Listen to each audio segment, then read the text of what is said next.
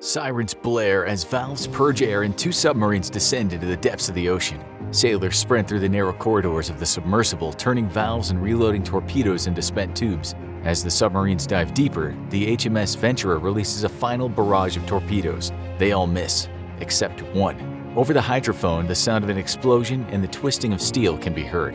The first and only underwater submarine battle is over. A mangled German U-boat sinks to the depths of the ocean. In 1944, the Germans launched Operation Caesar. It was a last-ditch effort to buy the Axis powers more time to turn the war around. They were in deep trouble as Allied forces closed in on all fronts.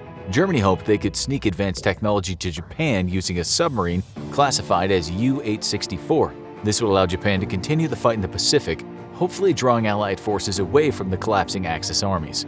The Nazis loaded advanced weapon designs such as schematics and parts for the Jumo 004 turbojet and guidance components for the V-2 ballistic missiles onto the U-864. The U-boat was just under 300 feet long and designed to carry large cargo shipments long distances. U-864 was also loaded with massive amounts of liquid mercury, which was used for manufacturing explosive primers. The crew was briefed on their mission. German and Japanese scientists were loaded onto the U-boat, and on December 5, 1944, Captain Raoul Reimar Wolfram launched U-864 and proceeded toward the Arctic. His path was laid out to sneak past the Soviet Union undetected and deliver the cargo to Japan.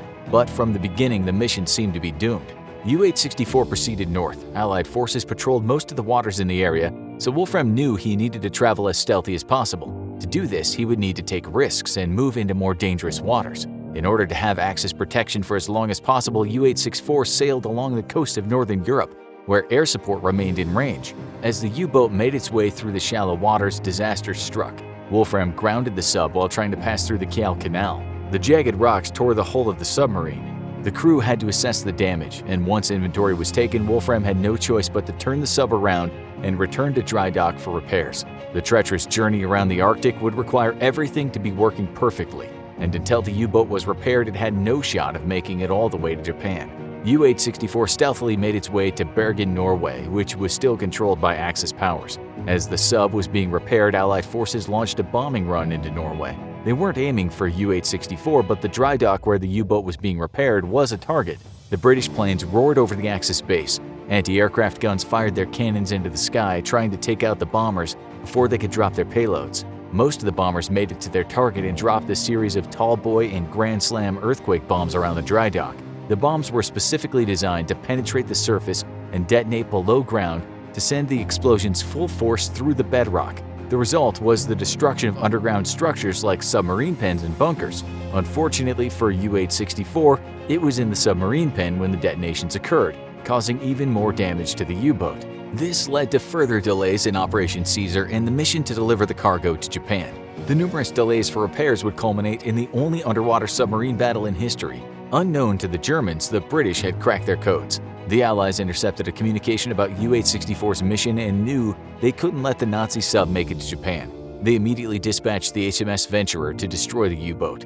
The Venturer was almost twice as fast as the bulky U-864, but it was also much smaller. It had a limited crew and could fire 4 torpedoes at once, but only held a relatively small number of torpedoes on board compared to U-864's arsenal of 22 torpedoes. This meant that the Venturer needed to make every shot count. The Venturer left for its mission under the command of Lieutenant James S. Launders on February 6, 1945. The plan was to intercept U-864 off the coast of Norway. Launders had sunk 13 vessels during the war, including a German submarine that had surfaced. The problem that Launders faced now was finding the exact location of U-864. He knew the general vicinity, but the vastness of the ocean and the technological challenges of locating a submerged submarine without giving his position away made his mission incredibly difficult. The main method the Venturer had to locate U-864 was the use of hydrophones. This device could listen for sounds of enemy submarines underwater. However, it was only effective at a limited range, and there was a lot of ocean to cover. The other way the Venturer could locate an enemy submarine was through active sonar, by sending out an acoustic wave and waiting for it to bounce off an enemy sub. The location of the vessel could be obtained. However, the problem with active sonar was that it also alerted the enemy to the location of the Venturer. The Venturer reached the coordinates where U-864 was supposed to be located. They scoured the area for any signs of the German U-boat but came up empty.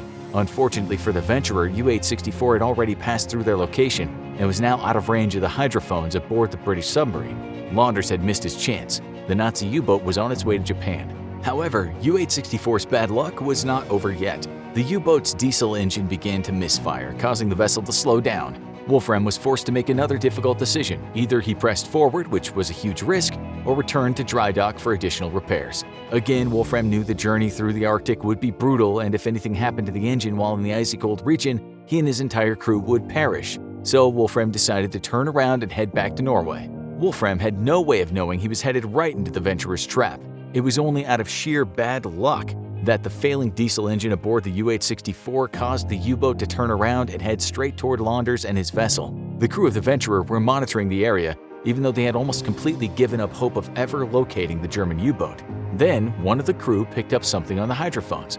It was the misfiring diesel engine of the U-864. The alarm was sounded and the crew prepared for the chase. The Venturer stealthily moved toward the sound of the misfiring engine of the U-864. Then Launders saw what he suspected was the periscope or snorkel mast sticking out of the water.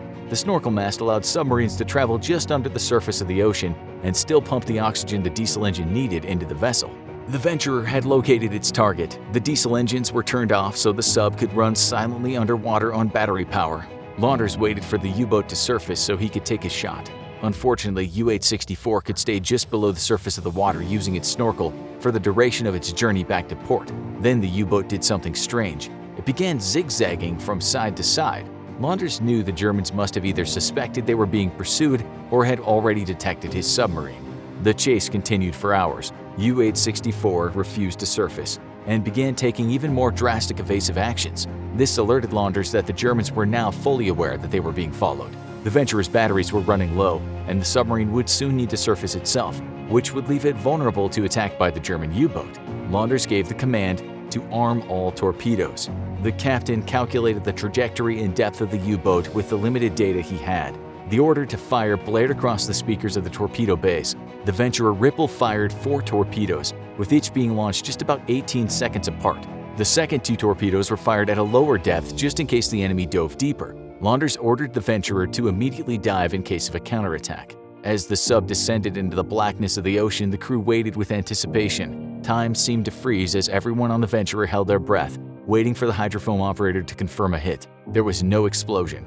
It seemed as if all the torpedoes had missed. Hope began to leave the crew of the Venturer. Then suddenly the hydrophone operator perked up.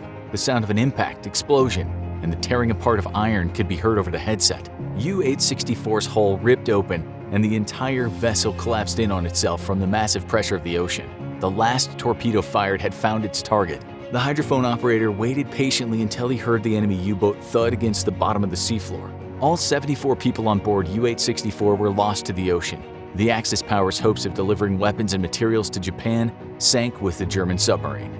The site of the wreck remained undisturbed for over 50 years until the Norwegian Navy located it. U-864 was lying in a crumpled heap on the bottom of the ocean, but its cargo of mercury was leaking out of the vessel and into the water. Also, the U-boat had unexploded ordnance within its hull. In order to stop the leak and prevent any accidental explosions, the Norwegian authorities decided to cover the wreck under 160,000 tons of sand and rock. The battle between U-864 and the Venturer was the only underwater submarine battle in history. But why? Submarines had been used as far back as 1776 during the American Revolutionary War, with the submersible known as Turtle. How is it possible that there was only one underwater submarine battle?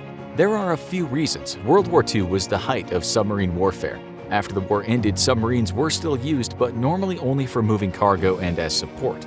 During World War II, submarines needed to spend most of their time on the surface, so their diesel engines could get the air they needed. This meant that submarine warfare often took place on the surface and not underwater. Also, before and during World War II, when submarines were underwater, there was no accurate way to gauge exactly where the enemy was in three-dimensional space. Lastly, torpedoes at the time were designed to float up to the surface to strike ships, so firing a torpedo at an underwater target was not ideal. This is not to say that other submarine engagements didn't occur, just that underwater battles were incredibly rare because of these limitations. Today, submarines are equipped with radar and guided torpedoes that would make underwater battles possible, but no wars are currently being fought under the waves of the ocean. This all shows that what the Venturer did by destroying U-864 underwater was incredibly impressive. It also happened due to a considerable amount of luck. The torpedoes fired by the Venturer were more or less shot blindly into the ocean abyss, and the fact that one of them impacted U-864 was nothing short of a miracle. Now, check out 50 insane submarine facts that will shock you. or watch why living on a submarine sucks.